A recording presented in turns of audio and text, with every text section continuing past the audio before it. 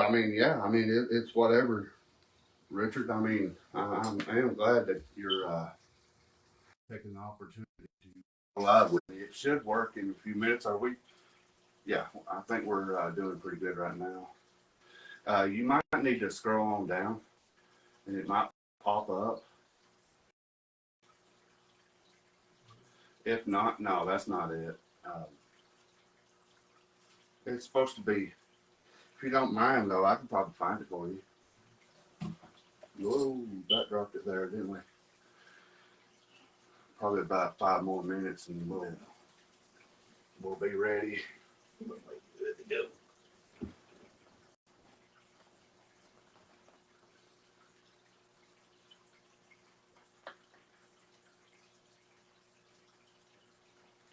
And there it is up there. It should be muted and everything.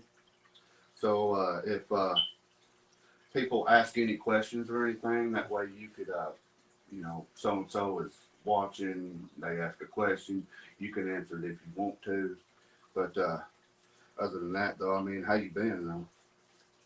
You doing all right? Yeah, very well, thank you.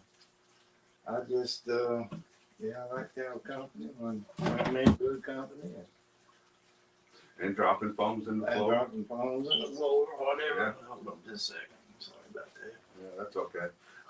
I mean, how's the volume and everything? You might need to speak up a little bit, though, when you talk and everything. Yeah. And because I think I'm seeing the marker thing for the volume going up and down. But other than that, though, it's about 2 more minutes before we get started. Yeah. But just go ahead and think about what you want to talk about. And you don't have to talk about anything you don't want to. But I am honored to actually have you on what I call my show. It could be a podcast, whatever, how people look at it. But it's really heartfelt. And I'm being real with you. Just be yourself, be comfortable. If you need to get up and use the restroom, just whatever, get you a cup of coffee. I know how you are. You like your coffee. And you like, you're, just be yourself. But, all right, we about ready? Okay, about 1 more minute. That's what he's saying to me. Yeah, I noticed we was going live right there. And yeah, he's setting it up. Maybe may have stole some thunder, I don't know. So stealing some thunder? Yeah. Right. He lives on the end of a lightning bolt. He doesn't apologize for it, George Nelson. George, which one you know? Good. Slanderizing. Son of a, said that. My name is George Nelson, not Babyface. Born to raise hell. Notifications already coming in, ain't there? Anybody watching right now? I think I might see somebody that you might be kin to. Well, they showing good and very good. Somebody that stole from your kin? Somebody stole, had some stole from my kin.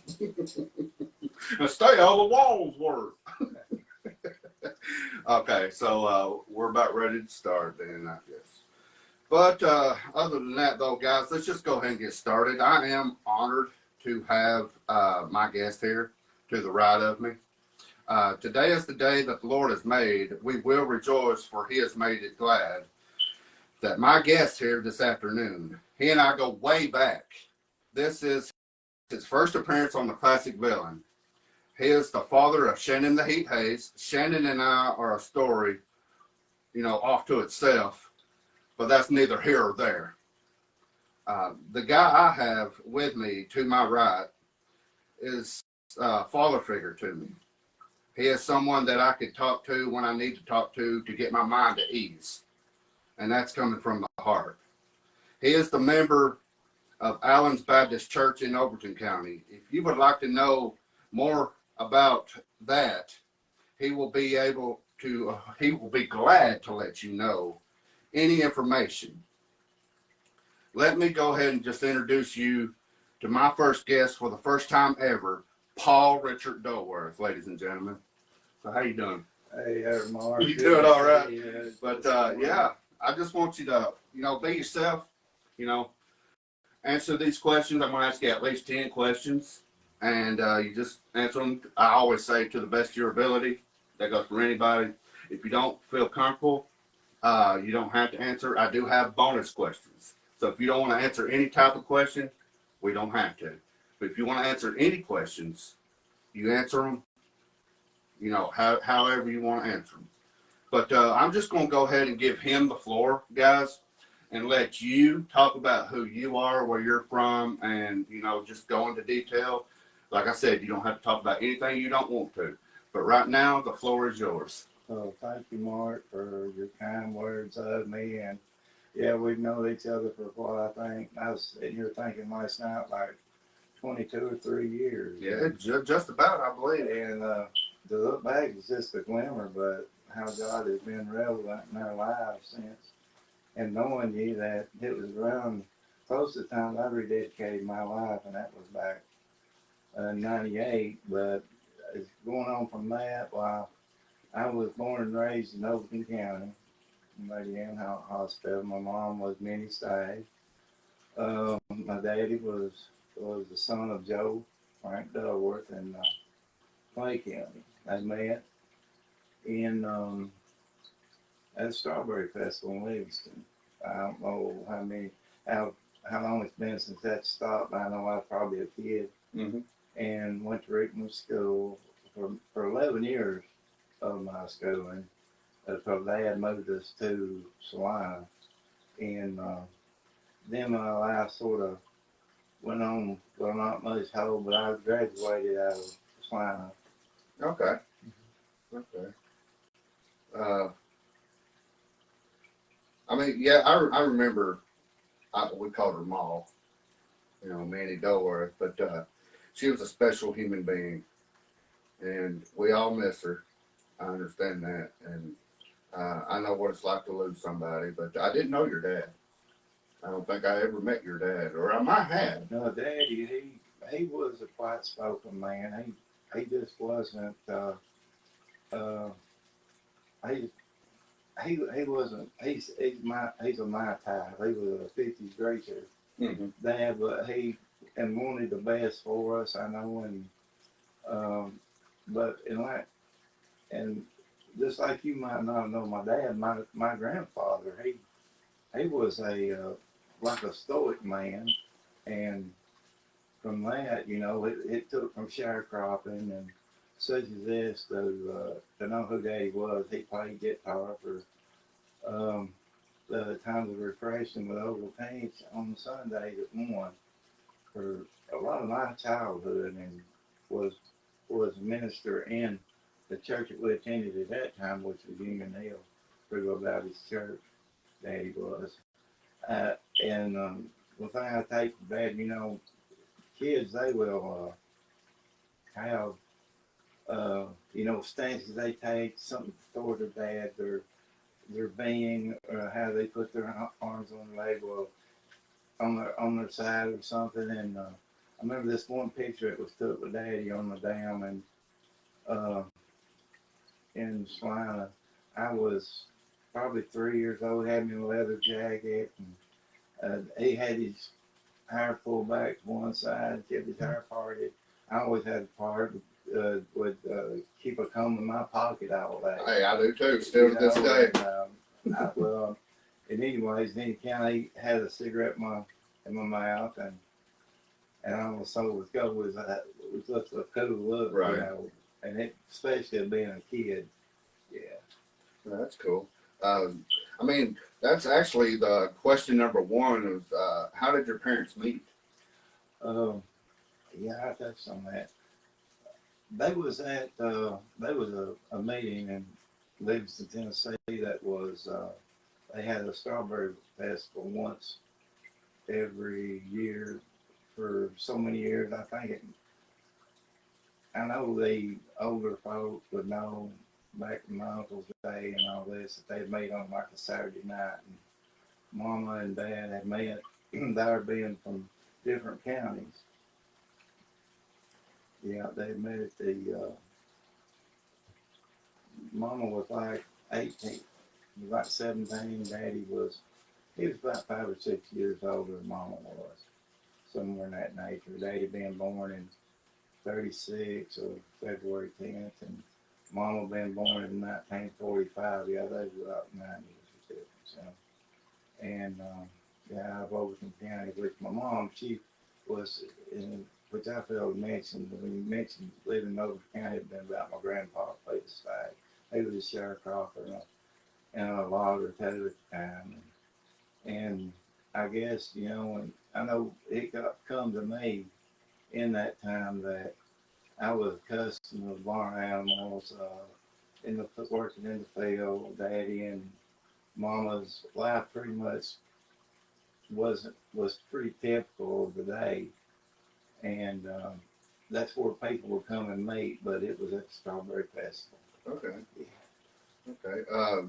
You want to talk about your mom for a little, you know, tell who she was and everything, because I mean, you don't have to. Yeah. Well, no, and that's fine. Any question you might have, I'm open to anything you might want to share or come out with. Yeah, but Mama, she had a meager, somewhat raising, being out of a big family, my uncle, my aunts, and was raised pretty, being a sharecropper, like I mentioned, and picking strawberries is always stories about, and the people that would come into their life, and like, it's sort of like how we did you, in people that they met that was, and back then they had like a traveling wagon that would come around and sell goods off of. There you go. And yeah, to take you back to that day, imagine, and to put it to today's race, you know, that would be something that wouldn't be thought of. Mm-hmm. They would sell meat, you could buy trinkets, pasties, whatever, and, you know, and go home with it. And Mama, I know when I was young, and it says a whole lot about her raising that. She would sew her own dresses, Mama would. She worked at a garment factory for some 30 years. Kind of like a shirt factory. Yeah, she was dear, and she loved us and done all she could for us. And it puts me in mind of Mama with being a boy, you'd have memories of her.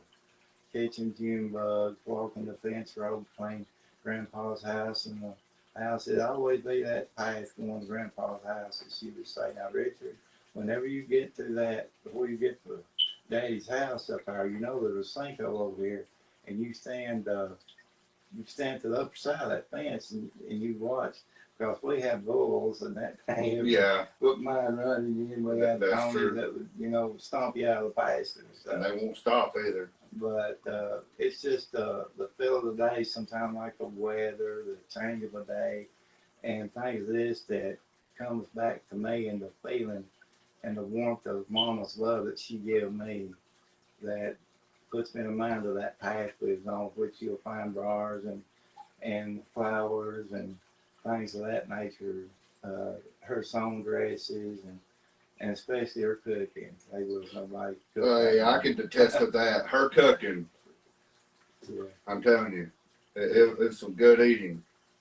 It's not like you can throw a biscuit up against the window and it break, because it's not going to break. Those drop biscuits ain't like what they put in a can today. No, they're not.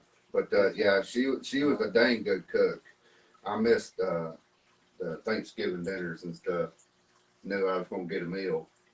Yeah. She'd always carry on with me about you. She'd say, he's a funny guy, and Mark, he just, I can't help it, but he's just like my son, Right. And, once she takes in, she'll keep him little forever. And that's just who Mama was. And she spoke of you and what a good son you would make. I mean, whenever I would call her, I mean, just talking from.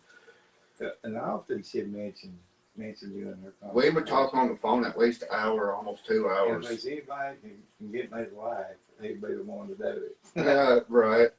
Yeah. Well, we can go on into the next question if you want Sure. to, and just change the subject and everything. But actually, let's see. What activities did you love to do with your family growing up? Well, we pretty much, Daddy was fisherman. We like get out in recreation, such as go to Standing Stone and the Tasty Free. They had one in Livingston at that time, the Dairy Queen. Most of we felt was around home, which, like I mentioned, we was Grandpa. He had a farm that we lived on, so we do a lot of camping, you know, and gathering and cropping and things of that nature. So we're pretty much at home, and like anything, what you ate was at the table. What you grew. What you grew or you killed to have, you know, and putting so many sweet potatoes up, you know, and you might even say my joy was work, and that really followed me through life too. Was what I learned at home. So you never like borrowed the car, go to a movie or anything? Theater? They didn't have them back then as much, or? Well, it's funny that you'd ask that because I remember riding. I got a 20-inch bicycle once. I was, and the smell of what you want is unlike anything you'd think you'd ever receive if you'd get anything, because you didn't speak about what you wanted for Christmas other than they just knew and you was going to get. But I knew I needed this one bicycle, and since I did, and I think it's around my being kindergarten or second grade, I don't know, but I had rode it up to Grandpa's one day, and Aunt Hetty, she was at home keeping Daddy and Grandma had already passed away, and that was a short line which would come from Grandpa's garden on this side, and it would go up 23, whatever, but to the end, right to Grandpa's house. And I hated always tell me, now, Richard, I know how you ride that bicycle, and whenever you go out through here, don't you go ahead riding fast on there. And I was like, oh, you know. Yeah. So here I go. I was the first one to invent that, and I can remember what she told me, don't do it. Well, I got about halfway out that short lane, one rock in the road, I hit it. I go over the handlebar. The first thing hits the road was my face. The tips of my shoulder, I went to school with one this big. Yeah. You know, it was. Whoa. That bicycle, Ray. Yeah. That phone's going to keep falling, ain't it? You learn from your bumps and bruises. You know, you'll get a few abrasions here and there. I remember wrecking on I'll go back to son, you better do what I tell you to. Right. You know? I remember wrecking on a banana seat bike, and it tore me up. It was when I was living in Gainesboro. Oh, yeah. In that foster home. But yeah, I learned not to do that. You can't really ride on gravel, but the whole driveway was gravel. Well, I didn't wreck on our gravel. A banana seat anyway has a thing to do with congenitals anyway. Yeah, yeah. You do it in your mouth, you know? That bar in between them bicycles is, you're not going to let, you can always know if it's a boy bicycle or a girl bicycle. Now I didn't care to ride a girl bicycle because it's sunk down. Yeah. I didn't have a car during, even throughout high school. I mean, I had girls that would want to date and things, which was like, I wouldn't want to, you know, put my finger and say, hey, let's go. Let's go. I know. I owned my first car. What was your first car? That's just the next question. Well, it was a 77 Mercury Cougar, 2-door. It wasn't my choosing, but that's all we could have, and that's as far as you could travel to get to. And if you had an opportunity to get out, unlike you can these days, you go with the temp service to get a job. Back then, if you went anywhere to find out a coach, you did it for the boss. And if you didn't have a car, you'd be humping for a ride to go. So, yeah, and Daddy's like, you got one shot at this, and I'll go to the bank with it, and we're going to buy this car. I had my first job in 1984, which I had like CETA program jobs and things like that. But yeah, I was, that was 84. I've been 20 years old. Okay. Yeah, I mean, you can't go wrong with them old cars. As you can tell, I still drive an old car. Well, you don't get above your raising. I mean, no. And that's what I was talking about in my life. That, you know, you earn your keep. You know, if you go out and make a bed, you're going to sleep in. Yeah, that's true. You definitely earned your keep back then, though. I mean, it's kind of hard to live nowadays. Well, the way they've it's got it all- set up. And like you say, you know, we're missing some values that we didn't have then. Which we have technology today, and I know that's a big thing going. Is that, and you hear it and you see it, and I got grandkids like I said all day long with. And I'm not one myself to like watch TV, which my life it's centered around home as much anymore as it is out at the workplace. But yeah, they you had gardening, you had things of this nature that kept you busy. You know, it's what you bring into your life is that brings focus to, which, you know, which sometimes is consuming. And, you know, not many times your grandpa, he would take his tobacco checks, he'd buy all his furniture for his house out of one check. I guess one time he spent like $850. It got his whole living room, his kitchen, and all the appliances and things, feed, seeds, all these sort of things. What came out with a tobacco check, you know. And you talk about saving money, you know, well, that would be a good way to do it. Did y'all ever grow tobacco though? Yeah, he grows tobacco, strawberries, every kind of fruit. He even would harvest honey. He had 70 and would not count. I mean, he would not count the bee houses he had. Whenever he died, he had 75 bee houses. And I would help him harvest even, walk down in the baby's wedding, around cedar trees, cows walking through, and what have you, out to harvest that honey. And he had a GMC, and I don't know why I'm carrying on. No, you're fine. And don't mean to be a cutting. No, you've got plenty of time. Yeah, he had a GMC old 61, I think, 62 or something like that. And it had cases, flatbed of honey that covered the whole, the bed of that truck. And I think back then, the honey was going for like $1.25 a quart. Really? And, I've seen him give away a case. But that was the way Grandpa worked, you know, with sweet potatoes. Oh my goodness, at the sweet potatoes we put up and sell it out. They big stories come with Grandpa. I don't really care for sweet potatoes that much. I mean, I will eat sweet potato pie, but I like that better than a pecan pie.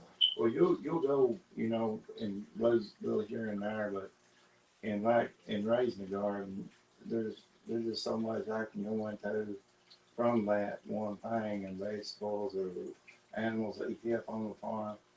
It's endless what farm is, and it's sad to know that we as a country got away from the farmer, and fertilizer and all like this is what damaged the growth of being able to keep that farmer. We went into car making as the United States, you know. Yeah, Grandpa, he had tobacco, he had strawberries, he had his honeybees, he had hogs. I mean, and I had dealings with that. And then he had cattle, which unfortunately I had a few animals chase me out of that pasture. Which would, you'd have been standing, you'd have been like, run, Forrest, run. Yeah. You know? Clear a fence and trip and flip and get right back up and running. In the country, you had everything your domain, you know, and it's something that you don't see some of the like birds that we had back in even them days. I know I'm 60-year-old and that's been a while, but you know, when you're young, you're sitting around hearing your people's stories about growing up and what they went through, what they suffered through, and what animals they had in life, you know. Yeah, it comes Natural. Yeah. naturally. Natural ability. Yeah. Well, question number 3 though is, what was your first job? Well, You can go into detail if you want to, but my first job, which or jobs you like. well, you know. I was like 14, 15 year old when they had food programs, which they would carry around schools things of that nature, to paint, to do a lot of jobs. Okay. You know, around it. My first job to myself has been like an 8-hour job. Every day was being a foam factory. Foam? Foam. Yeah, we bundle foam, get it cut, baked. They get it baked in the Charles Eldridge at Chuckett, we know from our church. He worked there, which I looked up to in volunteer foreman latest in 1984. Yeah, and I had for a year a friend of mine from the family and knew the family had worked there for years and had seated himself as being one of the top employees there. Put in a good word for me, and the man, I would go constantly whenever I get enough money made up and picking up aluminum cans when there wasn't no job and getting out of school. I would take cash man, put gas in Daddy's car, Mama's car, and we'd go on Monday morning. I'd go to Larry and say, "Hey, I'm here. You know, you hire me." And it took a year to the day and the week of July to land that job. But he remembered me coming there knocking on his door every Monday morning. Yeah. Didn't you work in a freezer factory or something like that? I worked at ARC whenever, I think Shannon was like 10, 11, 12-year-old, I think. At the time, over here in Footwell, and it lasted to be the longest y'all ever had. And it was, went from picking up trash to mopping the floors and to the forklift driver to the warehouse. I remember the forklift driver. Yeah. You said that you worked in a freezer and you worked in a forklift. Yeah, they carried the southern. You know, since you mentioned that, it was like a month's time whenever, and it was in the heart of July that we would work in a warehouse, and at 7 feet up off the ground to the floor, it would be 143 degrees in there, and they would chip us out at 4 o'clock and work till midnight, and freezer in 0 degrees, and you had to. When you went through the door of the freezer, you'd have to come back out and drink a cup of water. Yeah, I think you told me that. Yeah. Yeah. You said one guy almost shocked himself or something like that, or drank it too fast, or you said something like that. Oh, well, that was been on my first job. Yeah, you had to stay clear of the water fountain when you was working in farm because it collects electricity. Mm-hmm.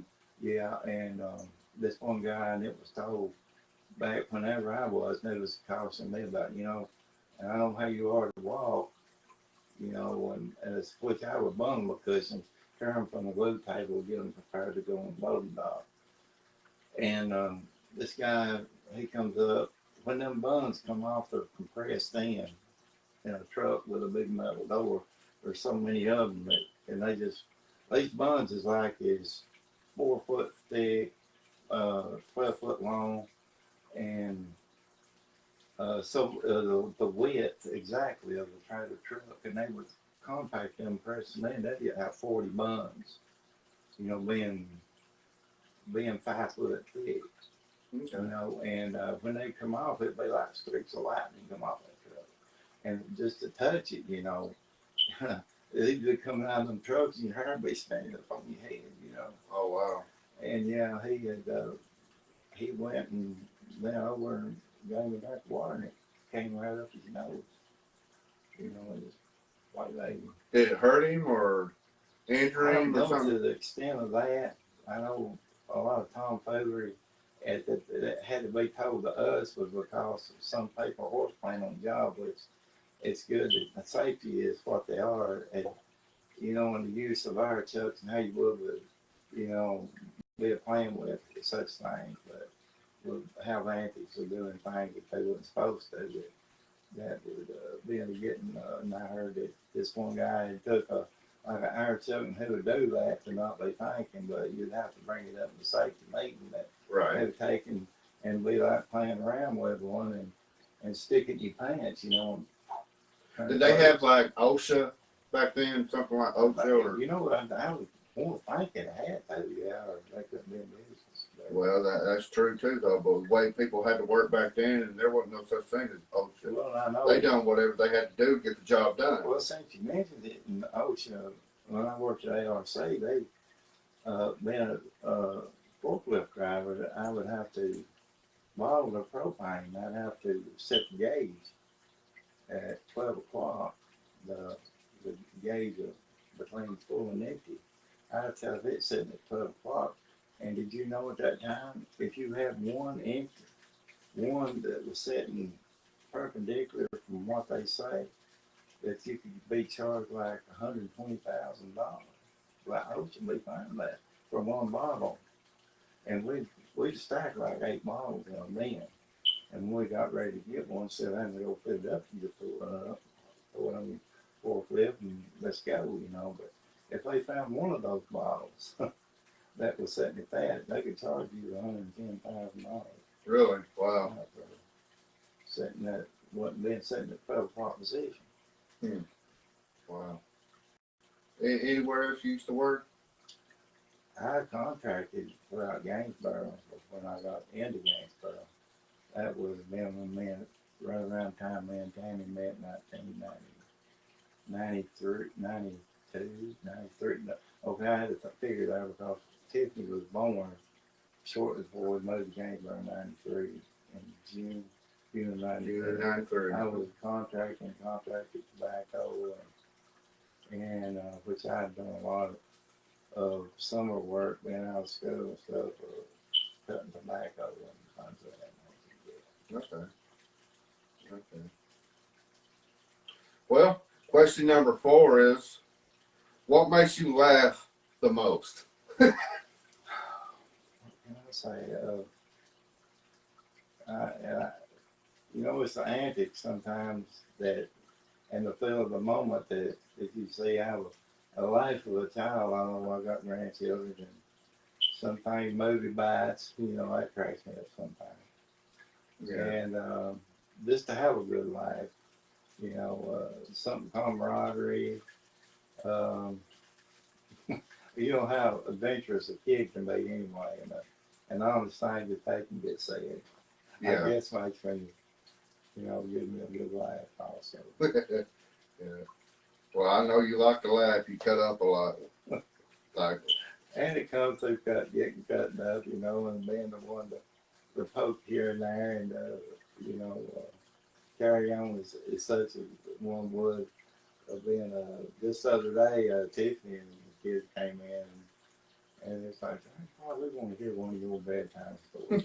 One of them that really wants to, you know, reach out and grab you. So, and it came from maybe my. She was setting my Tiffany was setting my perpendicular for me, and they said, "Yeah, tell Mason that." So I get to the punchline, and of all the kids and everything, Tiffany said my daughter, my youngest daughter. You know, it comes to a place where it's the moment of truth, and raw, you know, it comes out, and she's like in this position right here, like yeah. Getting up, you know. So yeah, that comes. Yeah, funny. Yeah. Straight. All having bloody bones. No. Like, dude, no more. No. It ain't what you want, but it's what you don't want. It's what don't you want. Exactly. So either you don't want the corn on the cob, or you don't want the green beans. That's one of those found So what don't you want? I will have steak. Well, we had some old asshole in 1987 to order some trout. And we told him, we don't have no daggone trout. So she's been here all her life, or half of her life. That's You what. wouldn't want to steal nothing from that. No, he wasn't going to steal nothing. That's true, though. So, sweet tea for you boys. That will be fine, man. Medium rare. Can I have my? That wasn't a question. Yeah. I remember. Man, So what don't you want? Oh man. you got to respect it. Yeah. Okay. Question number 5. What's your favorite family tradition?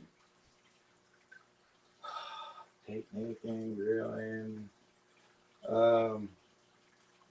you know, you got to say Easter, you got to say Christmas, you got to say something on Thanksgiving. Well, last time I ate your chili, I've had diarrhea since he started. I think you've been watching Nacho Libre. I really do. I thought we was going to eat the chips. No, they are for the kids.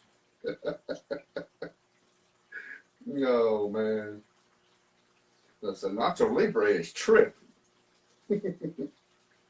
Yeah, I remember, you know, going a few times with y'all to, what is it, Standing Stones, where it had that dam, that water, where you can go across it. You just have been introduced to Standing Stone. Yeah, I mean, Yeah, I remember it years ago, but you it's know, been years since I've been there. That's been there a whole while. I don't know. I know I was there as a kid. Back in the 70s, wasn't it? Yeah. I mean, it was built way before that. But to tell you when I couldn't, but yeah, went in there and kissed out at, you know. It was that kind of, that water was cool. And my uncle, he used to catch some pretty good sized catfish out of the upper side, on the upper side of the dam. 8 and 10 pounders even. You know, and my uncles, they had a knack for catching catfish. Right. I mean, I I love could never do it. catfish. You know, you take them for a worm in there all day, they do it. You know, but you know, come to find out later in life is that, man, this ain't the bait. You go out and get you some gizzard shad or something like that to catch those catfish with. But Daddy, he had a knack for where he put a handkerchief on his hook and go out and like one with bait. Yeah. You know, but he had a honey hole with on it. He would go to, and wow, some of the spots we would get in, but yeah, Standing Stone, my Uncle Orton, which is, it's been dead now for like 4 years, which I miss, and he would go down there the spring of the year, and he would lay them in the shade. Really? Mm-hmm. Yeah, I never really went fishing. I used to go with my stepdad, Doug. And I mean, I would go just to hang out with him, but I didn't call it fishing if I couldn't catch nothing. Yeah. I ain't never been no game fisher myself, but to look at when we catch a big catfish now, I would, and I would go I throwed everything out. I throwed liver and everything, and since I got older and as times went on, and certain things would keep you at home. Like right now, Tammy and her health, it ain't, you know, it would be kosher with that. We have to stay close to a doctor and things of that nature. Right. Which I haven't done no fishing in 2 years. And Brother Tony at church, he would love to know he get to go fishing with me. And when everything started getting busy and, you know, like one will, you just have different things which you say by tradition. You know, I guess. And then it's a part of you when you get to working, that becomes life. I mean, and if you don't, and it takes two to live these days. It does. Raising a family. And Right. which it did, and it hit me. And Tammy, when we was coming out in the 90s, started that, you know, it did more and more so. You're making more money, but there's quantity in that money that gets spent, you know. When I look back at Mom and Daddy's raising, I know I'm digressing here, but No, you're fine. and I don't want to take you out of the way of what No, you're fine. is, but it says a whole lot to what you buy and what you spend and what you intake and what goes out, you know. And we're all consumers. When they and like I said before, when they took the farmer out, you know, we replaced with a whole lot. And it puts me in mind of what it said in the Bible. In those days, there'll be the need for knowledge. And this internet thing and AI coming and all. Right. We're in a computer age, really. Yeah, I was one of the first generations that got introduced to the technology, you know, of what we have today. I don't know what your generation, the first thing y'all got to. I've got a lot to say on that. I took my sophomore year, I took typing class, which I was, and not to brag, was pretty good at typing, which they told us, said, look, right now you need to get all the computer experience you can find. Because they knew it was it's coming. And build your bomb shelter. Well, That yeah. was in the 80s, you know, when we had Russia and the Cold War and all that going on. Now it's tornado shelters. Well, as it would be, which, and I mean, I've had life lost in tornadoes and things, and the kids just looked, it was like freaked out to know that they're going to get a fucking wind, Yeah. you know, and you know, it's different to people. We're all wired up, but, and I'm not saying that if I would go out here and the same one coming, I would get out of its way, but Right. that's I don't have fear for. That's just, you know, like, Well, I mean, you know, yeah, you know your life's I mean, in you know good what, you gotta hands. be safe, sorry. Yeah. It ain't like you gotta be a doomsday prepper or whatever, but yeah. Yeah, that's true too. Yeah. I've never experienced anything like that though. But No, you remember the time whenever that came through in Sugar Creek and Gainesboro. I was in the middle of that one with the kids in a little car. That might have been a little before, yeah, it was. I think it was before, because I don't remember that. Yeah, it took a barn on Free State out during this time. That was like, oh wow, that would have been like 97. Oh, it definitely wasn't my So, time, because yeah. I was still in Sparta You didn't get acquainted with the family till 2001 at least. Yeah. Yes, at least, because I met Derek first, Okay, yeah. and then because he was like, what? I was 06. I graduated in 06. What year did Derek graduate? It would have been. 08? 8. I'm fine. Okay, so yeah, he's 2 years younger than me. Right. Because I'll be 38 this month. Well, he may have graduated in 06. No, he didn't graduate with me. No. Shannon He did. went to Cookville. Yeah. You know, after we come out, we went to Dodson, France from there over into Cookville on Shote Cemetery. But I remember meeting Derek first. Mm-hmm. And then I think Derek told Shannon about me. But Shannon was homeschooled. Well, Yeah. went to New Hope, Catching up, yeah, the church. Yeah, it wouldn't have been Sharon. And that was 2001. I was living with James Drapp and Eileen Bowman, where I got my last name from. But it was like 2001. Then 2002, Shannon decided to come back to school. Because I remember I was bus 121, and y'all had this like ultralight car. I can't remember what it is. It's probably a Diplomat or something. I Yeah, it was probably the Buick Traeger. don't know. Okay.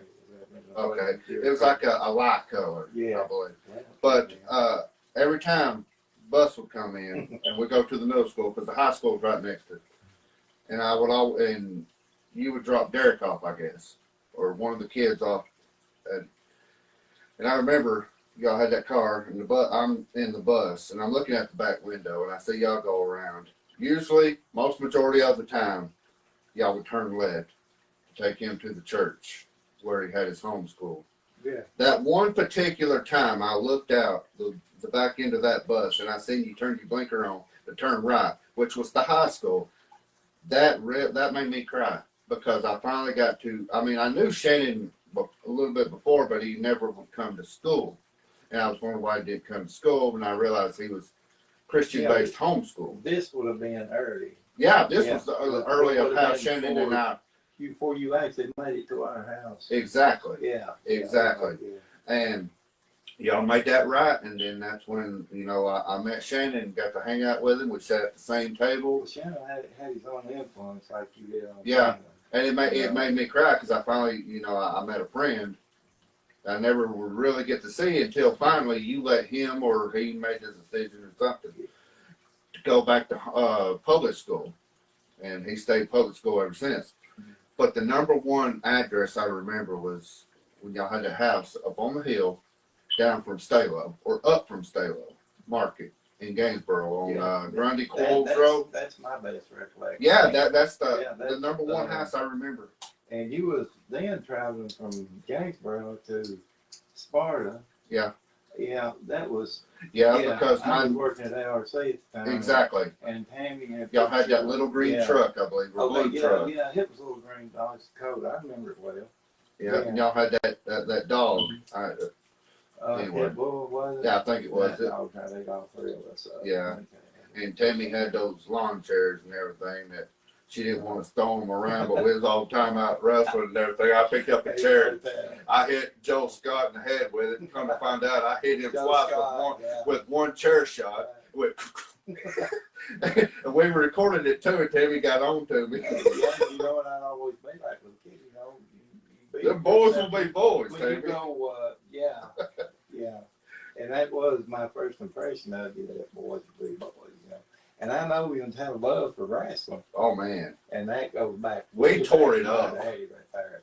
I mean, they would be chairs, or tables. metal cans. Yeah. Would have rolls of wire. Yes, on we had barbed wire. Yeah, We even had oh my 15-foot ladders. What in the world are they doing? We just never let it go, did we? It was Monday Night Raw. Yeah, it was. Whatever else, John Cena. Oh, man. And Let's beat that out, that name. you know, well, Ric Flair. There we I go. think he came into, and you was a lover of him. And Shannon like Randy Orton and The Rock. Derek like Batista and Brock Lesnar. I like Ric Flair and Stone Cold Steve Austin. Then we had Brian Cole. He liked Triple H. But I don't talk to Brian anymore. But yeah, it's just, those were some fun times where Ma used to make us championship belts out of cardboard boxes. Oh, wow. Yeah. That goes back. Oh, wow. That's got a lot to say about where Shannon come from being young. Young. You're right. Yeah. And then we influenced that really wrong. Then we finally, Yeah. Then we finally went to Kmart or Walmart or wherever where they had them foam championship belts. Mm-hmm. And that's when we really set it off. Yeah, Mama, she would take them old case cartons of Mountain Dew, Right. and she would make wrestling belts out of them. Right. She would cut one out for Shannon. He would, you know, Yeah. strap it on like that. Yeah, that's true. Yeah, I remember them days too. Yeah.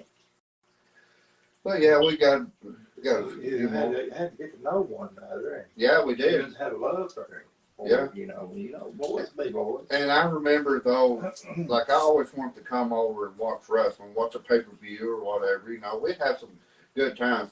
But you had to write a letter so I could give it to my foster mom, Eileen Bowman. And have to come home on the bus. And it read, "We don't mind for Mark to come over. We want him to come over so he can watch wrestling." Right. I remember It that. had to be given to, let's say, To Eileen, yeah, that was my your foster mom. mom. Yeah. And James Ralph, he was, I just couldn't remember James Ralph's name for all. but he talked her into it. He said, you know, he had a funny way of well, that's good expressing that himself. they mouth, because that gives Shannon a little insight to having a friend around. Well, I mean, like I said, Ralph talked her into you doing had plenty it. of fun. You didn't have alcohol. You didn't No, have we didn't. alcohol, We didn't. You didn't have, I didn't smoke or drink or nothing with Shannon.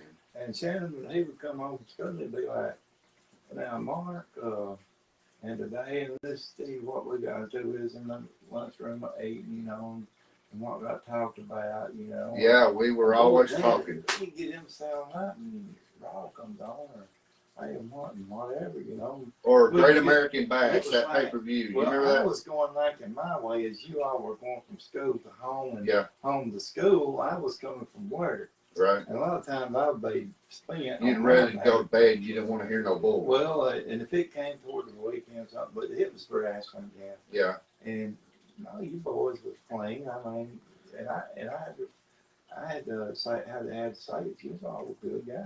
Well, I mean, like I said, But Ralph you talked didn't her get into no, doing it. Big, you wasn't like other kids to get out here and chase girls in a car and go and do something like which chasing girls is understandable. I mean, out drinking and stuff of that nature, which, you know, that's, you've got to be plus, you know, if you got a kid that will mind, will want to mind. Right. Ralph was like, he you need to let him go to and make friends and have friends and enjoy himself. He don't need to be. He said these boys don't need to be staying in the house at all times. They got to have a friendships and know what life is out there. And finally, her and I got into it, and I said, you know what, Eileen, I am going to Shannon's house. I said, you can call the law on me or whatever, but I will go to Shannon's house. And she's like, you go to Shannon's house, I'll have the law on you. What did I do? I took off walking. I went and I made it to Shannon's house. Yeah. She did call the law on me, but you talked to the law and said it's okay. You talked to Eileen. Right. And that was even after the letter you wrote her. And Right. she's still trying to make a big deal out of it. Finally, she gave in. Well, there's so much to give and take, and it being the situation. You take a woman that's not your natural mother, it ain't gonna be like having them. That's my take on it. Right. Well, two, it's all about treatment and getting treated. Two, Right. it's like sitting at the table and eating the Then food. there'd be Yeah, times yeah. Shannon come spend the night with me, and it never would last all night because they wouldn't get tired of him Right. or get tired of us, Yeah. and she'd take you back home. But it was always me having to go to y'all's house. Yeah. And I knew, guys, like I'm talking directly into the camera, I knew that if I went to his house, I was going to have something to eat. Oh, well, certainly you and I wouldn't. There was no problem with that. And it was always about your manners. Yes, ma'am. No, ma'am. I never reached No, into the refrigerator without asking. I was raised that way. And I think you're the only one that actually was. But we had this pretty much our own family to come in and jerk and that. You never did, but and I can attest to that. Kids, and I know when I was raised that if you went somewhere and you sat there, and if you didn't, and you went to make enough for something, you're gonna go to the car. You're gonna sit there. Well, I mean, whenever I would walk into the house and y'all would, hey, do you want something to eat? If you didn't act right, and you ain't got a responsibility, you can't live out and show respect to that family, whether it was kin or what. You acted right. Even when you would say, you don't have to ask, just go get you something. Right. Now, I mean, it's like that now. I go in there and I get Right. anything I want to. Wow. And I ain't got to worry about getting in trouble. I hated living where I was at because we were not allowed to reach into a refrigerator Wow. at all. Wow. And we had to take what she gave us, even if it was just a peanut butter and jelly sandwich. Yeah. Yeah. But I do appreciate you opening your house to me, and he still does, guys. I mean, yeah. I'm not saying I starve or anything or I need money because I don't. But when I'm here, I know I can fall asleep on that couch and be safe. Mark's too modest, but yeah, it's true. So I mean, he's always been respectful to me, and been to the utmost when it comes to that and all. Right. I think I would be able to feed somebody if they was hungry or give them a shirt or something like that. If they was needing one, and it was always in his office here, and that's why I say if you keep house, it comes out of the kitchen, and you just have a look at me. I still cook a little, but you're always welcome. No, I appreciate that. Okay, question number 6. Do you believe in any conspiracy theories? No judgment. It's whatever you want. Well, that's a good question, but if you call it conspiracy, you're getting into society and all that. And I have my own philosophy about what should be theoretical and based on what you know from the past and versus what's out there and you think there's aliens and things of that nature. I believe they something that hasn't been seen if nobody else ever hasn't. But I believe that the government has went as far as say that there's something unknown and we don't want the public to say anything. Do you believe in the Illuminati? Oh yeah, I do too. I think that There's a secret world somewhere that comes from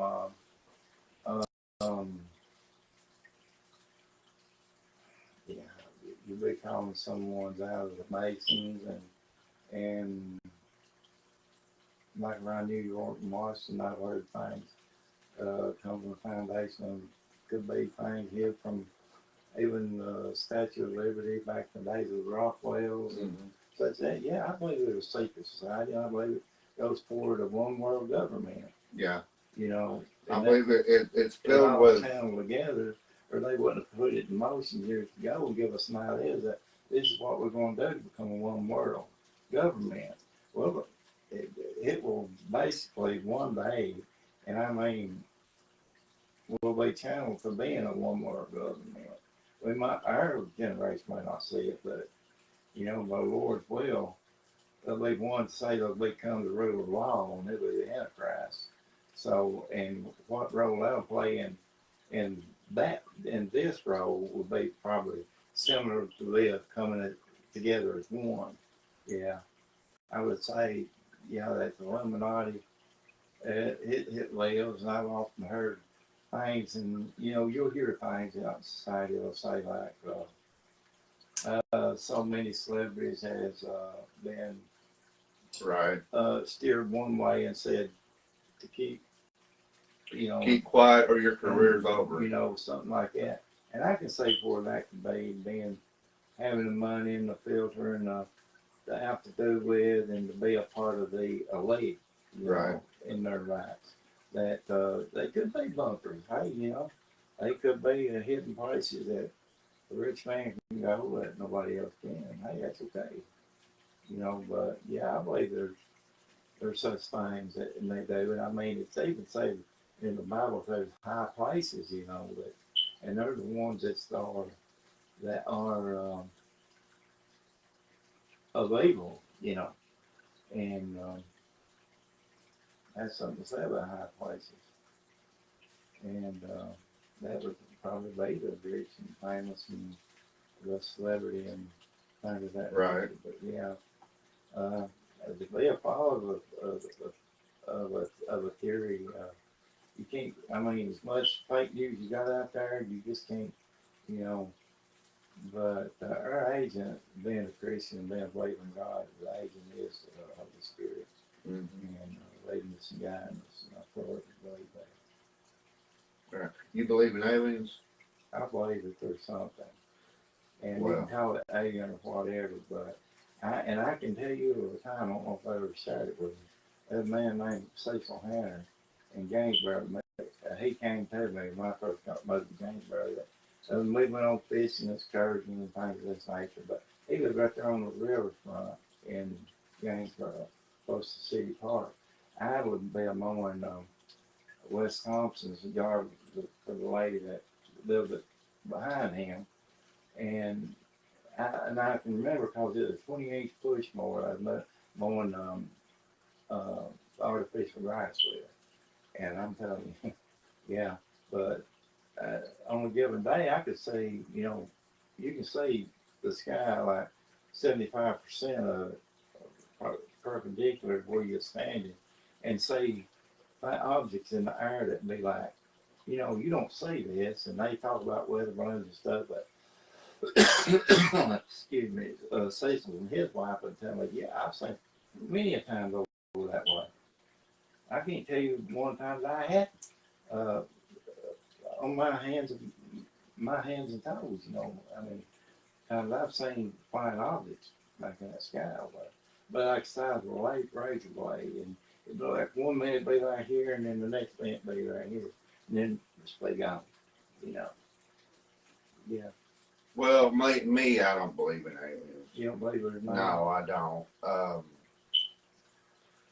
I also, with my opinion, I also don't believe that we ever went to the moon. Back when they say Neil Armstrong and them went to the moon back in '68 or something. So what's your take on that? I believe that it was in a desert somewhere or a studio that they were just taking pictures of and saying that they were on the moon. I'm not saying that, you know, we'll never go to the moon, but back then in the '60s, we don't have what we have today. And to me, it just doesn't add up. There's too many, they were pulling them on, what do you call them rope things. About the props and the props. They're just, to me, it's I don't believe that. I don't believe in Bigfoot either. Mm. You know. Yeah, well, the Bigfoot theory too. Yeah, that's a little ad-lib, I think, from what I believe. But yeah, it's safe for anchors, and I don't know. You know, Those to me, I think that's theory or conspiracy theories. yeah, yeah. Well, I mean, where did you get your information? And that would be basically on a big government or somebody trying to hide money or something like that. Yeah, it's a distraction. Oh, Kind of like what we have today. Distractions to distract you into letting them do what they're really doing, well, I mean, what after they're up to. after you get the message, you'd say, and you can hear accounts of even like Elon Musk got said about them saying they're going to make a way out of this spending spree that the United States came into. I think he said that each American get $5,000. I mean, Right? you can hear, and I know back 4 or 5 years ago, giving $200,000 or $300,000 for a drill bit to another country, miles and miles away. You know, something of that nature. They're trying to hide money with saying that they have a space program. Yeah. I don't know. Yeah. I ain't got nothing, no evidence to back it up, but who's to say? Right. That's true. I do know back in 2011, and I ain't much of a politician, don't claim to be, but the ambassador to the United States, and I think it was 2011, Hillary Clinton and Mike was visiting the same place where 3 ambassadors was killed at, and it seemed a little fishy to me that what and why, and it was somebody to Libya or what, and it comes to my, and you know, who's to know what goes on behind closed doors? Well, I guess we can both agree that Hillary Clinton is not good news at all. Well, like I say, I don't Do want to politics. get too much into politics, but I mean, yeah, and I'm a Trump supporter. Hey, that's the only Yeah. only one that I will back up. I'll probably back up Vance too, because I don't think Trump will want to do anything else. You know, even be his vice president. I think Trump will be done after this. I believe it's the closest thing, you know, after we had a say of having him one term, and then coming into this term that we are now, that We needed to see that. we as a people of this country, we wanted to see something cohesive that we hadn't had in the last 4 years, and to have something steady and solid to come in, and you're going to have reform, and you're going to have things that you want to pull out and make better. In order to get better, you got to do better. Instead of saying this one I want to do and be oblivious to the fact that you visited the border of such, which, you know, and that's another story for another day, you know, but yeah. That could be a part 2. But I think we could both agree that, you know, Trump is doing the best he can for everybody, even his haters. And it's a shame that they have tried, when I say they, I'm talking about the Democrats. Now, Trump has put his mugshot up in the Oval Office, and that means, look what the Democrats done to me. And so I think that we, you know, as people need to come together, but it's hard for us to come together when we've got evil calling the other side evil. See what I'm saying? And they've tried to kill him 3 times. Well, and if it wasn't for God's hand, you know, and you said something there, yeah. I believe, you know, if it was his time to go, you know, and that was something miraculous that the dodging that bullet, that him not turn his head right in time. You know, everybody wanted to say who would be the best, because we had in January 5th, or a lot of that came around, and all this junk. Well, they took in the advantage. White House, you know, they took advantage of Joe Biden. That, but you know, you had the Republicans on this side, and you had Democrats on this side, both of them black. And it was like, you know, distinction, it just ain't no work. No. You know, and I think we can both agree that they took advantage of Joe Biden's sickness. You know. Well, you know, things get said that shouldn't even be, you know, like somebody's health. I bring that into it, but Yeah, if it goes to effect for work, I say, but you stand in the public eye, you're gonna get talked about. Exactly. It don't matter who. It don't matter, guys, who the president is or going to be. If it's a male or a female, they're going to be talked about. God is in control. whether or what. Yeah.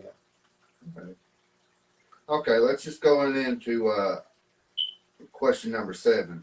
What is your favorite movie or movies? Let's have fun with this one. Okay. Let's see. Oh, I like The Greatest Story Ever Told. That's one of my favorites, and I like the movie Gladiator and Oh Brother Wartown. Yeah, That's one. So, that's one we talk about all the time. Yeah.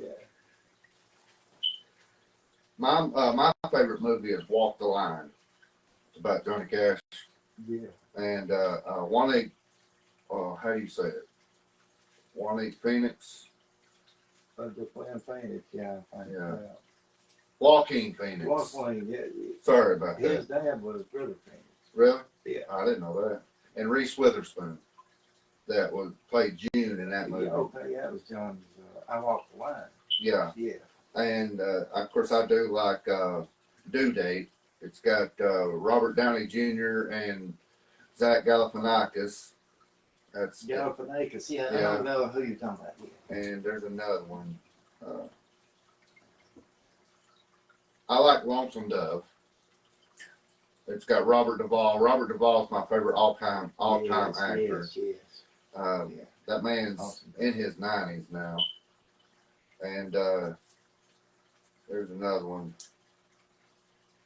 Hell or High Water, which we just quoted, Margaret Bowman, which was the waitress in that movie. What don't you want? What don't you want? Yeah. So, yeah, either you don't want the green beans or the corn on the cob. Either way, you're going to get one or the other. You're not getting both. You ain't gonna catch trout out. No, you ain't going to get no trout in the desert. Yeah. Yeah. Just to name a few, I'm pretty sure, and know you was a Johnny Cash fan. I've been for a long time. Yeah, I'm sure you know things about Johnny Cash that I don't, but I still listen to his music daily. Of course, that's not actually a question on here, but yeah, I mean, when it comes to music, it's Johnny Cash or George Jones or Merle Haggard. I don't like today's music. I mean, I will listen to Brad Paisley, and I like some of the Chris Stapleton, but I don't care for any Keith Urban or Dirk Bentley or any of them. That's just me. Yeah. But I will listen to Toby Keith, God rest his soul, Alan Jackson, George Strait. George Strait. Yeah, you can't go wrong with George Strait. No. Yeah. Yeah, and I think I said Alan Jackson. Alan Jackson. Yeah, you can't mess with him later. No, but he's just recently walked away from the music industry because they're doing the whole Beyonce thing, trying to make her country, and now she just won an award. Wow, I hadn't heard. Play a little small violin for that one, but it's sad that they turned pop or country music into pop music, and everybody's got their own taste, Yeah, and I understand that though, but it's not music anymore. The last actual country singer is George Strait. And you have Alan Jackson. And Vince Gill. I forgot about Vince Gill. Clint Black. But you don't ever hear from Clint Black or any of them anymore. You've got Tracy Lawrence, Mark Chestnut. And we don't even care about Garth Brooks. He's so woke that it's just ignorant. Really? Yeah, it's that bad with him. It is that bad with him. Okay, let's question number 8. What do you think makes a good person? What makes a good person? A good person will be somebody who's real kind. You got to think being a kind person. Somebody to have good deeds and good character about and the reason of the things that they do. It's how they treat people. It's the way that you're treated. That's just a golden rule out of the Bible right there. Treat people how you want to be treated. Right. And certainly. Yeah. Well, I agree to that. It is based on how you treat people, you know, and just because you give money or food or clothes on your back or anything, that really don't mean nothing if you don't mean it. You see what I'm saying? If it's done from the heart. It's like, well, here, If just take it's this. done from the heart. But a good person. Yeah, don't pull a Ellen Bowman and be like, here, just take this. And be like, well, it's supposed to be from your heart. Be like, here, I don't mind if you take this. Please take this. Exactly. That makes a good person. Well, yeah. You have to do it with a shrug and a snarl of your nose. Well, and and there you go, because the Bible condemns the good person, the character, the person, and if you think about who the person was, and that was Jesus Christ, and ain't no other. It's through His righteousness that's been done. Right. We have no right to have a right when actually you boil it all down. Our right is seen to be the person that we make of ourselves, whether it's money, position, whatever. It comes through His righteousness, and you got to thank that person. And it does say in the Bible that there's no respect of person with God. Yeah. Because we have the pride of life that comes in, and everything, the things that we consume. If you're going to put it right down where it belongs, and like we talked on 2 or 3 instances here, Right. the things they're made for, in our life. But, yeah, and that's one thing of if you love your neighbor, you do yourself, that's one of the things that Jesus he mentioned, love others like I've loved you, Mm-hmm. And who's to say who that good person is? And when it comes down to it, which is the right church. Right. Really. That's true. Because religion ain't going to buy you one denomination is not going to get in over another denomination. And they are religion. I hate to say it, and the Lord said it, and He was on earth too, that there way they come and profess in His name and be the wolf in sheep's clothing. There you go. That they can say, hey, I got a Bible here, and I know God's word. Yeah. And follow me. There's a lot of that going on. I don't think there's no light to come out, say you're a prophet in this day. I don't believe that.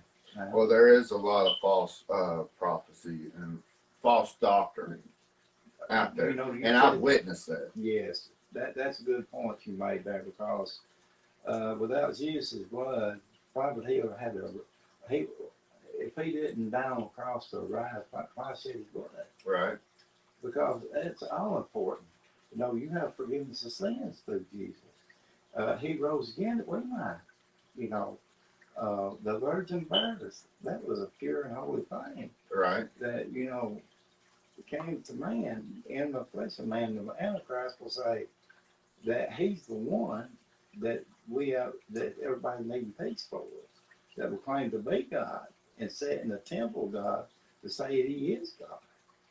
That He was a virgin birth, and that proved that He was also man and God, that Jesus was.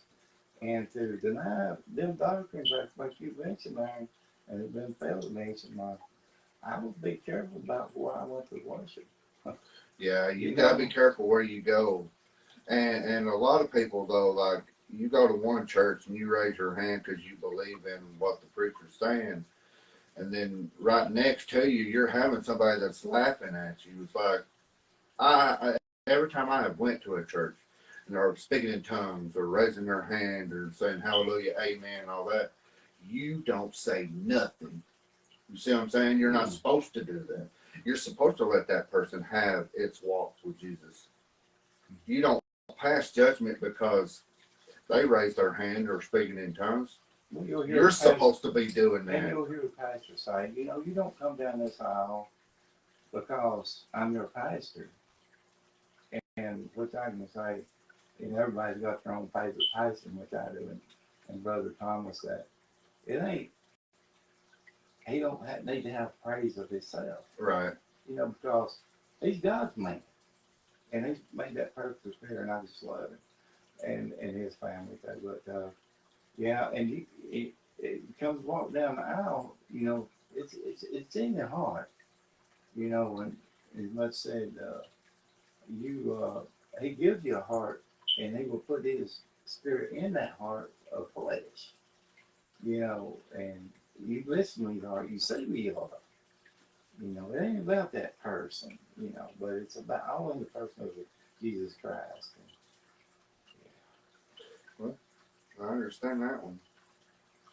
You want to read anything out of the Bible real quick? Your favorite scriptures, or you might need to see if anybody said anything on your phone. You know, I It's think filling the I may have floor. just throw Yeah. my phone away. Yeah. You want me to read it, or you got it? Oh, I believe every time a notification comes in, it falls in the floor. I have 2 or 3 scriptures that comes here to me.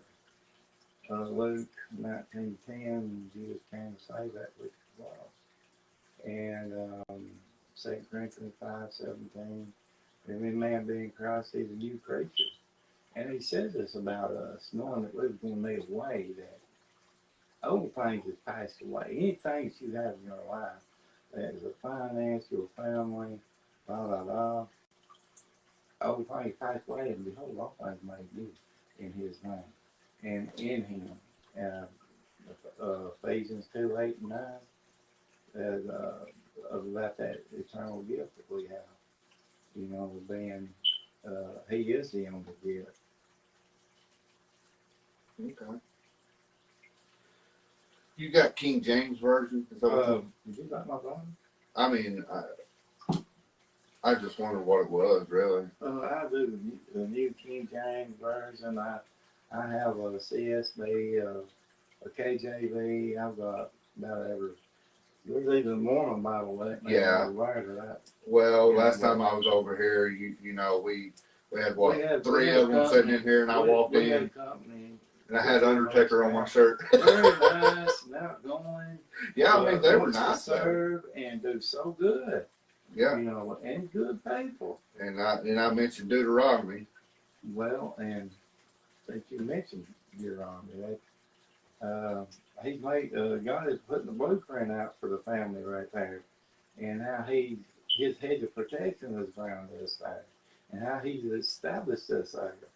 You know, yeah, like you had alluded to. You know, I think the reason why their books are blue is because I think they feel like their book is the blueprint. Does that make sense to you? No, not really, but I don't want to be in conjecture on that. Right. Kind of, because, It's what they believe. After all, they collectively, and at the end of the day, and you know, I can say that Jesus Christ is the Son of God, and I believe in Him.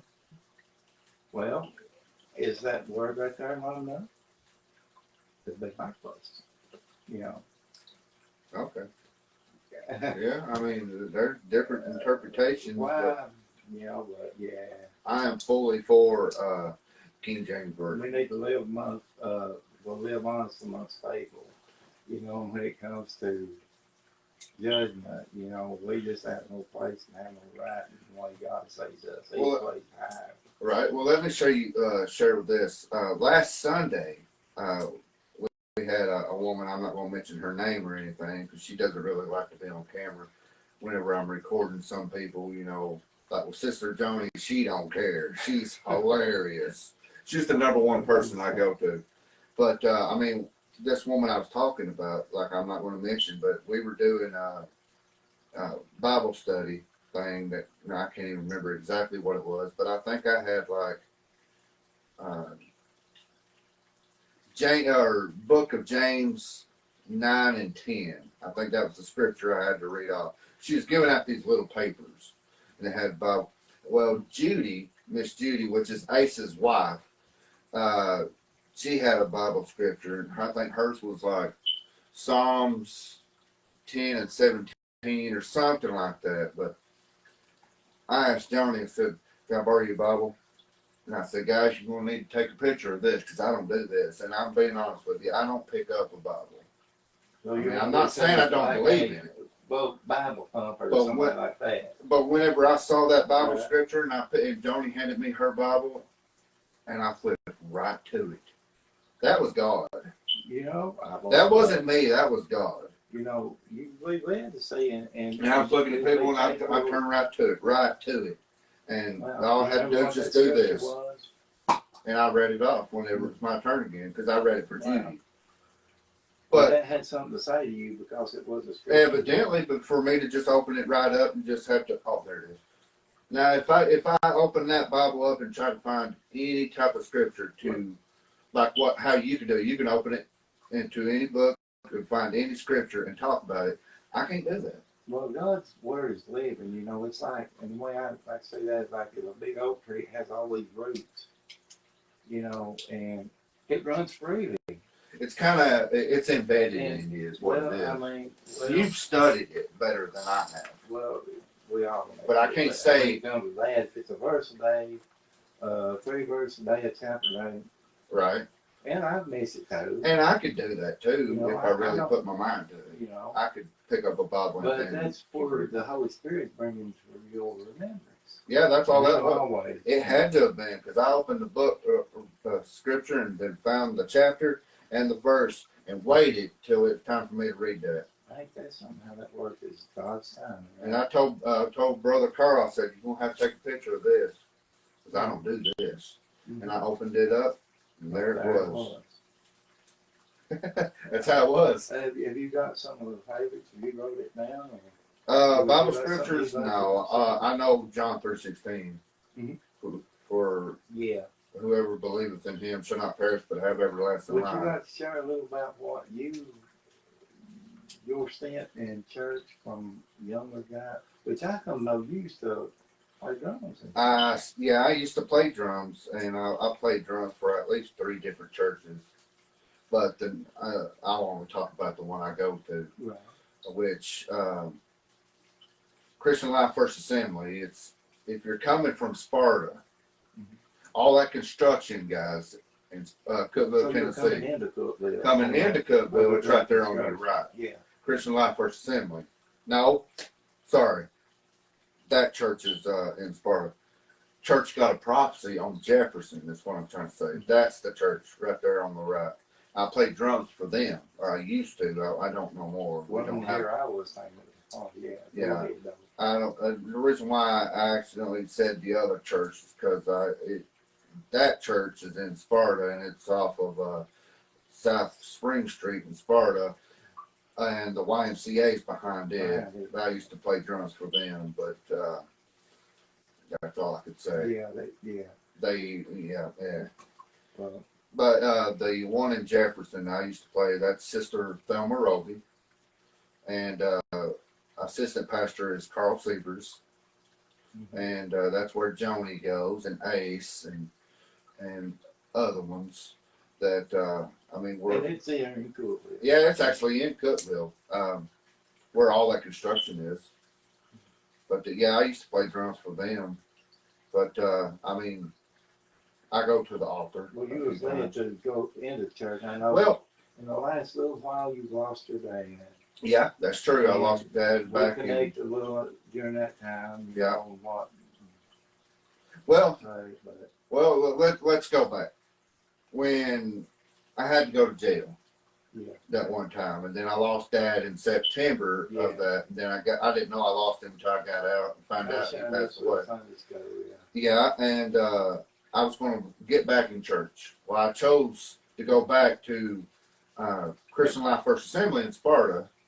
Something happened there with the woman that had this order of protection against me. And all that. Yeah. And so I'm not allowed to go to that church because she goes there. And so the pastor asked me not to come back. Wow, really? And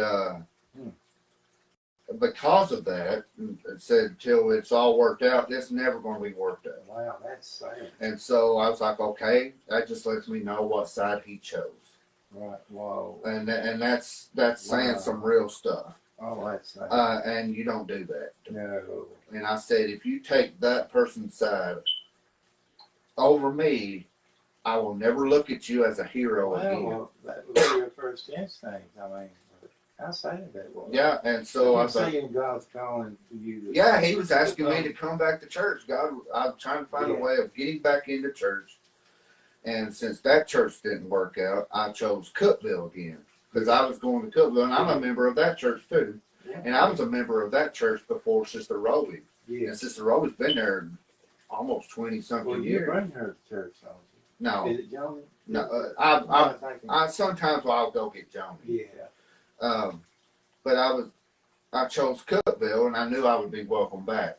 And I explained what happened. I was in jail. I was wanting to get back into church. I lost my dad. Blah blah blah. And that church done this to me, so I figured I'd come back to Cookville. And they said, "Boy, we're glad you come back." That's how they done it. Said, "We're glad we'll take you in." And that makes so much. And our motto at church is where love is felt, the message is heard. You know. Right. And you just there's just the sense of being, you know, and a sense of love that wraps around you. Right. You know, yeah, that is awesome. Even though there's no drums there, we don't have a band, what I call a band. We've got a few people that will lead the singing and stuff, but you can get stuff out of that. I've told them no. I told them no. If we can get a full band, you will get more out of me. And Sister Roby could witness to that. Live music, and I'm not taking away from them. Right. What you got to work with what you have. I get that, Yeah. but we can always do better. We can get new people come in, play instruments with us, go to church with us, and everything. If you can get live music, guys, you'll get more out of me. That's how I open up. If I can play drums and stuff, and then the whole congregation goes silent because everybody's having their time with God and everything, crying and speaking in tongues and getting prayed for. Join to the praise of God. Yeah. You know. Well, I can't get that We much. touched on this before, Right? About having music in the church. Exactly, and you can't get that out of me with just putting a CD into a CD player and playing music. If there won't be to sing in church, and I get that. Bible says sing songs, hymns, and spiritual songs. You know? There you go. But my music, when I play music and they want me to sing, I have to have my music loud enough to where I could match the voice or my voice to what I'm singing. Does that make sense to you? Yeah. I can't do that on a little small CD player. In your Yes, I gotta have that music, coming back at me for me to match what I need to sing, and that's why I I don't. want to do the best for what we know. It feels like a concert to me. And God to give them worship. Yeah. When I go down the road and I'm playing music and it's really loud and I'm singing with it, it makes me feel good. You get more out of me. Yeah. And it's not taken away from the church. No, I'd say just say, but add me if you did anything when it comes to praise God. Right. I mean, we have one reason we was created as a whole anyway. That it's like that don't mean don't get up there and sing No. a cappella. Is what you want. Or I'm not saying that, but it's just like we're here. Why not? But you'll get more out of me if we have a live band. That's just all I'm saying. Mm-hmm. And I need everybody to understand that. Right. And it does say we need to do things decently and in order in church. I will say that. Right. You know, but that's good to hear. But that's sad on the part of somebody having to say that they wouldn't have you back in church on kind of you had pointed horns or something. Oh man, I can tell you more, but I mean I'm not going to put down. I'm friends. I'm friends with the pastor's son, which he runs Sonic in Sparta, and he's been really good to me. And he's gotten me out of jail and let this and this, and I owe him. Let's just say I owe him, but I won't speak ill of his father. Well, he was there for you on a couple of stands. Yeah, he was there when this whole thing started. He was there. And in the middle of all that was like a fiery trial for you. And he didn't have to do that. And, but if somebody didn't do that to me, I would still been in jail for something I didn't do. For something you didn't do, been used wrongfully. Yeah. Yeah. It was just Satan coming against me. It was satanic, Yeah. and still is. Right. Yeah. I can tell you more. You know, when his assaults get harder, you get closer to God. Yeah, but he'll flee. Yeah. He will flee. He will.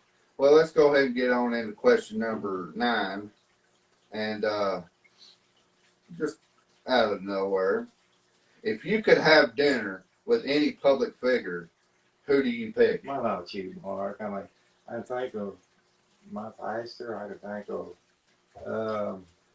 you know, I pick John Hagee's brain. Really?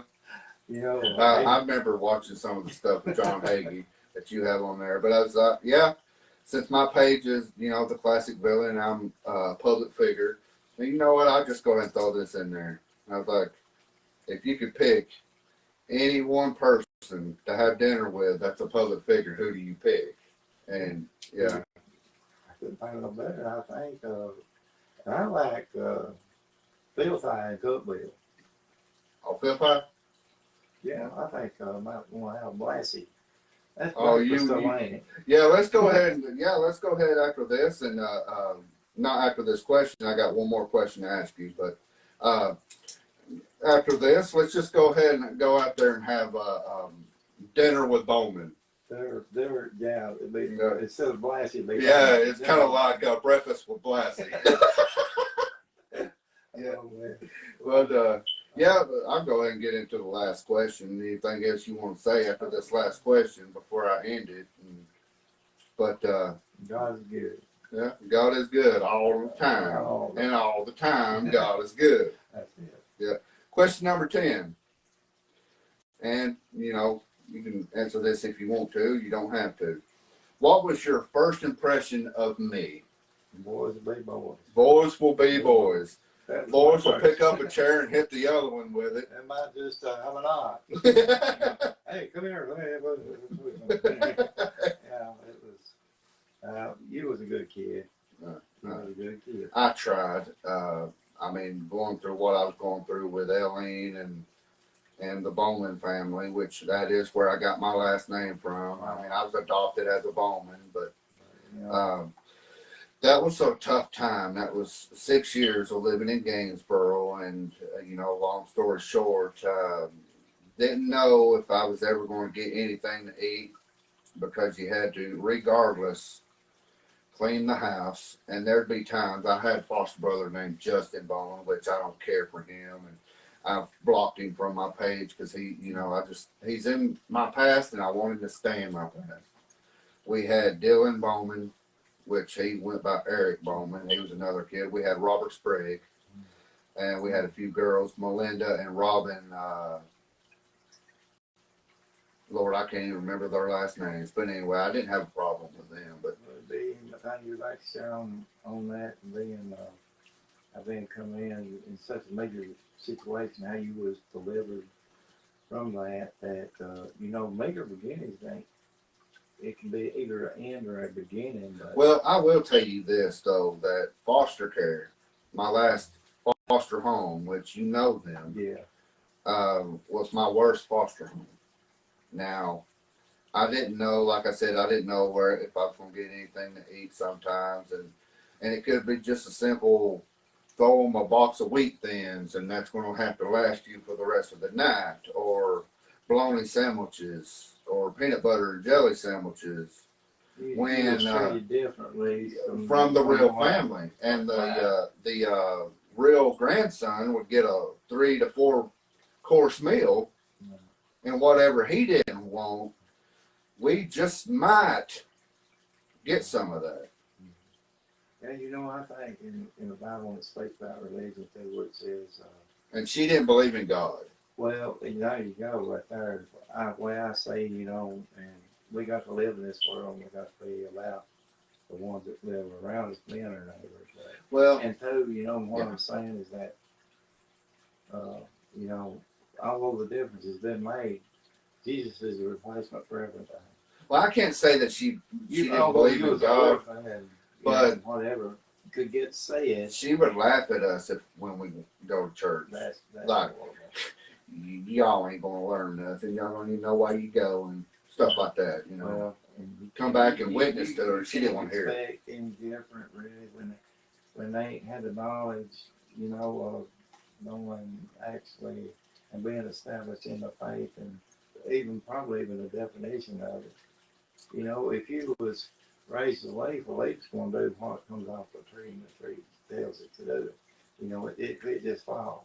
Well, like I said, though, foster care, that foster home and foster care all in general, it made me and it also broke me. You see what I'm saying? Well, you think, But we I was delivered. You see what I'm saying? I was delivered to a better life. Yeah. I'm doing 10 times, but there's people that said, Mark, I didn't expect you to come out of this. Have you tried reconnecting with, has anybody tried to reach out to you From the Bowmans? from your real? No. You say no. No. No, I can't fully say that though, Richard, because a few years ago I did go back to Eileen's house to bury the hatchet kind of stuff, and I can't really. I think that's probably 2011, 2000. No, it's probably 13, 14, somewhere around there. Anyway, and it was so weird. When I called her on the phone one time, and I remembered her phone number. And when I was talking with her, maybe it was just me, but I was so nervous, I was scared, like I was talking to a demon or something. And like I said, it could have been just me, building up my own emotions. And she talked with me for a little bit. But when I went and seen her, though, she had a home health nurse. And, of course, Jimmy, her son, was there, and of course we were talking and everything, and I gave her a hug, and long story short on that, we sat and I said that she didn't have no more hard feelings, more or less like, but the reason why I don't fully believe that is because it started up again shortly after I left the house there to go back home. But she fixed me she fixed me a bologna sandwich, which the bread was moldy. Yeah. And I took a few nibbles of it, and that's long.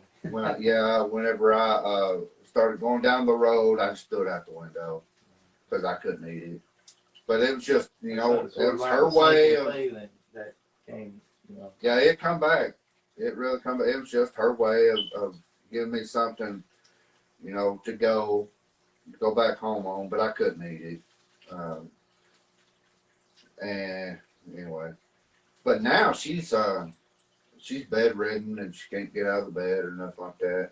And, I'm not going to go into any further detail about her, but that was the worst foster home I ever lived in. I had my issues with Ralph, but I'm friends with his daughter on Facebook, and I don't really. You often spoke to her, Joanne Bowman. Yeah. Yeah, I don't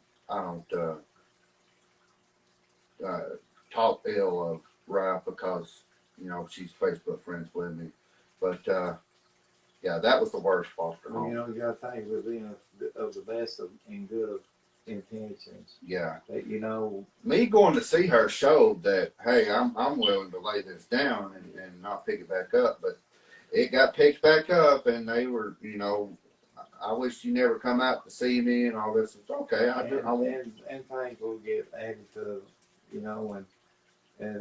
and that's, I don't like sharing content or having a name to place unless it was something, like a statement of where I came from and what I've done, and I understand that. And this is a life that made you to be who you are, and because you are who you are, it's creating God's image to know that, hey, I'm protected.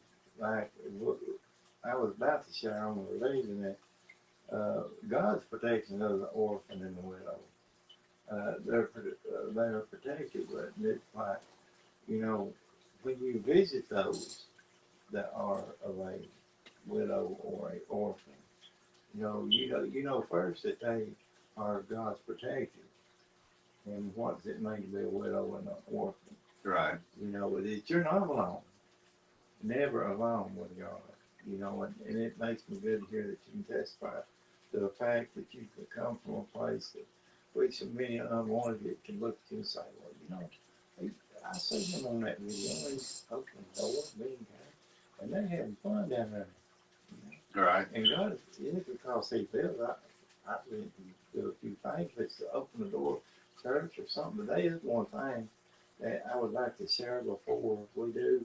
If you got any more questions? No, that was actually the last question. Well, Anything you want to say now before I? There is one thing I'd like to get mentioned is that this week, in the way of help and need, and we speak in church and things that you got me to think about getting it mentioned, but 502 Gold Drive is the address for the warming outreach for ones that are homeless. That is located on the street right beside it. It's in that same building, but Providence Church, Baptist Church, has got the basement part of this, which was a Pentecostal church, and still does. So I don't know if they're having church out there or not, but the basement, they got a work there that is to help people that are homeless, Mm-hmm. which I've came to know this week that it needs donations of twin fitted sheets. I've got a whole list of things over here that, and Main Street in Livingston is reaching out to try to help also, but to get them mentioned, but they're located at 502 Google Drive in the basement part, which is off of Linnea Street, something of that nature. It's just right at the corner of the property, turn around to the right, to the back. And they took in some 120 homeless since the 1st of January, so, and they need help. They come to my attention, and I'm just outreach for them, and may God bless them in their efforts. So. Okay. Well, I'm glad you said that. Maybe somebody on here will be interested, some local person, you know, because I got a lot of people in other countries. You can also find them on Cookville Cares on Facebook. Oh, really? Okay. Yeah. So any local person that heard what Richard said, Well, you know. it's all in non-profit. Excuse me. No, you're fine. Mentioned the fail that and they will tell you that all the proceeds come from like us, and it's non-profit. So. Okay. Yep. That's something that somebody might want to check into. That's a local and everything. Well, yeah, I am so glad to do this interview with you, and I look forward to it all week. Anybody that wants to, let's just go ahead and shake your hand. I do appreciate you. Yeah. Anyway, but I do thank you though, Richard, and I meant everything I said at the beginning. I hope you can thrive on your station. Oh, I'll put it on my YouTube channel. I really do. Yeah. Well, God's good always. All the time. But guys, I do thank everybody that's watching, everybody that's going to be watching, everybody that comments. I do appreciate all my followers. I've got 1,025 followers and 365 likes. My followers really mean a lot to me because it shows that you believe in what I'm doing. I'm always trying to come up with more content. Running a Facebook page is constant work. It really is. And but I love doing it. I love coming up with anything. I like, doing videos or talking about, a certain subject. It can be about anything, but the classic villain is, I drive a classic car. Will be 38 years old, so I'm considered a classic, and I played a bad guy, which is a heel, which is also a villain. So put it together, and that's where you get the classic villain from. So just because I played a bad guy in professional wrestling doesn't mean I am a bad guy in real life. But it's all about perception. You're going to look at me and what you believe, what you want to believe anyway. My page moderation is set up to where you can't cuss or call anybody any type of name. And it's sad that you have to do that. You have to set your Facebook page up to where people can't cuss at you. So good luck trying to cuss at me because it will be automatically filtered.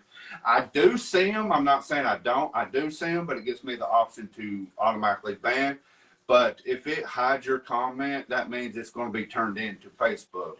either for bullying, harassment, or just unsolicited, you know, And for yeah, purposes, just use good language. exactly. So you have to say something nice, and I do, Nice. Be always right. And I do have a YouTube channel called The Classic Villain on YouTube, and I've got 18 subscribers. I am needing 50 subscribers to where I could go live like I am on Facebook, and I can go live on YouTube, and that way I could just record on YouTube and then post it on my Facebook page. But I just need 50 subscribers to get that opportunity to do that.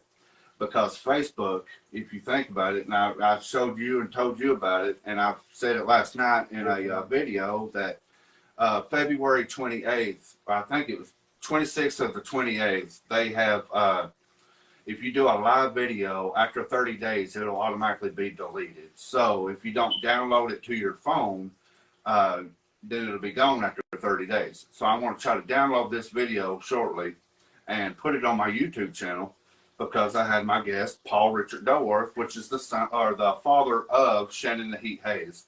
And I would love to have Shannon on an interview. So maybe we can talk him into doing I know we done an interview one time on the Sparta Villain, but now it's the Classic Villain. It's a whole new page.